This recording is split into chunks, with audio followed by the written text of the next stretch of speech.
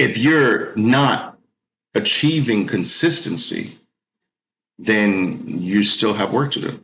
Consistency is the magic, guys. It's not even profitability. Understand this. Profitability is not the clue.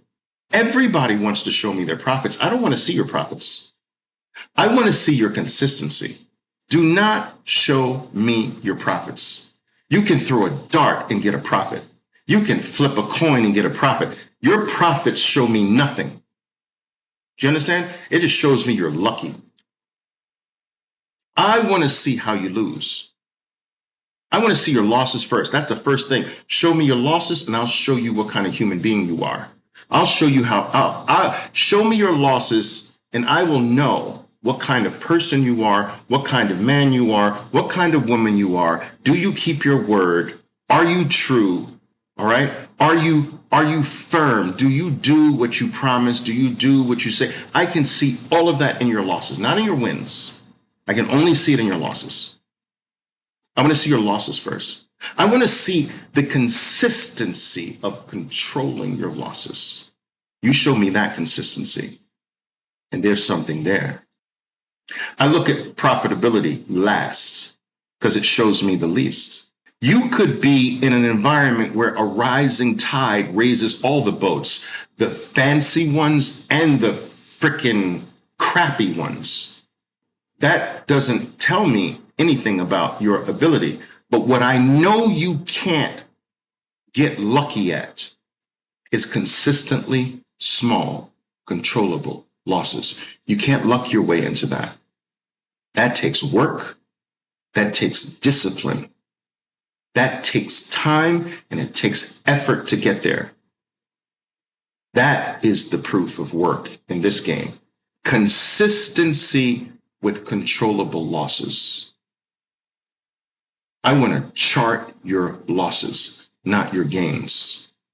Social media has given us the ability to have a certain persona, to project a certain persona to the world. Almost no one's persona is who they are on social media. We know this, all right?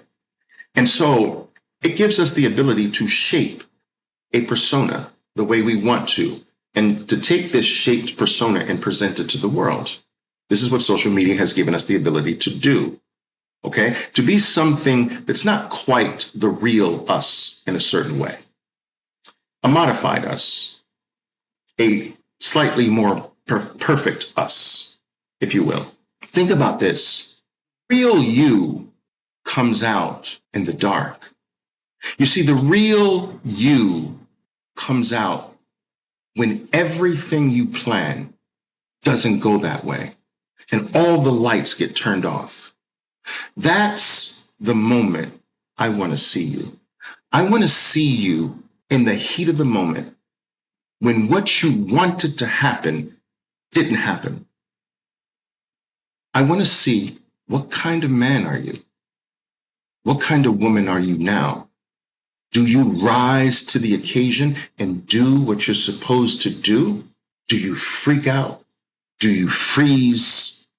Do you stick your head in the sand like a freaking ostrich and hope that it just simply goes away or vanishes in thin air? What do you do when everything goes wrong?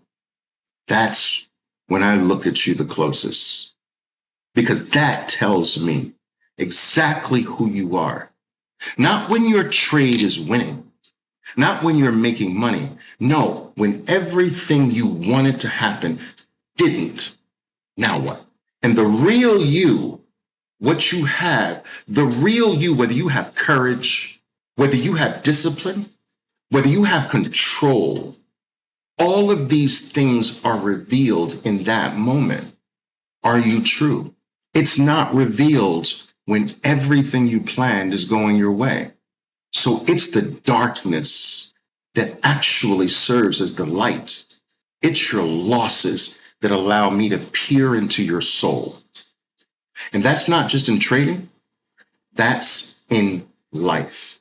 I've always told you that the market is a microcosmic version of life. And the qualities that make for being a good trader are the same qualities that make for being a good anything. even a good human being. And this is why this activity we call trading, this magnificent obsession of mine is so special. It is almost spiritual because you can't become good at trading and not let that goodness spill over into almost every corner of your life. You can't become more disciplined and not have that discipline spill over into every other activity that requires discipline. You can't become more responsible as a trader and not become more responsible as a father, as a man, as a woman, as in everything. It's not like it just stops when you stop trading. So trading fosters greater discipline. Trading fosters greater responsibility. Trading fosters being true, keeping your word, keeping your freaking promises, doing what you say you're going to do. It teaches you to assess risk. It teaches you how to end things. Do you know how difficult it is for human beings to end something, to end a toxic relationship? They'd rather stay in the toxic relationship. Do you know how difficult it is to change a mediocre life? They'd rather keep the mediocre life. But trading teaches you to kill what's mediocre, to stop what's failing, to end that toxic relationship. How can you become a better trader and not become a better anything? This is greater than buying something for $1 and selling it for $2. This is about becoming the most supreme version of yourself, the high quality man or woman that is so lacking in today's world. Your enemy is your thoughts. Your thoughts are your enemy in trading. A master trader does not think. A master trader does. Do you understand? There's no thinking. There's no analyzing. The analyzing has already happened. The thinking has already happened. The plan is now set. You just follow the plan. There is no need to think in proper trading. And almost all of you are thinking. That's the problem. Think of it like this, no pun intended. You have worked all of your life for this savings that you have. And you go to a money manager who claims to be able, I'm going to grow this for you. And you ask a simple question. Can you make this amount more? And the person says, the expert says, I think I can. I think I can trade your money. Well, I think. Now, if that's not acceptable to you, right?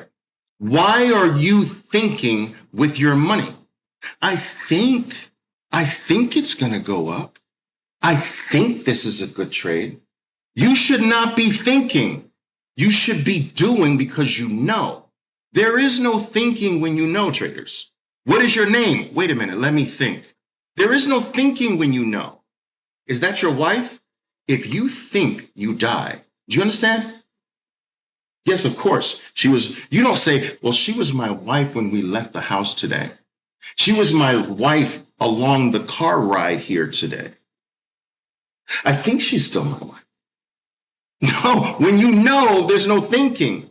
So if you're thinking in a trade, what does it mean? You don't know. And should you be risking money when you don't know? No. We only trade when we know. And when we know, there is no thinking. Thinking is overrated. Your plan replaces your thinking.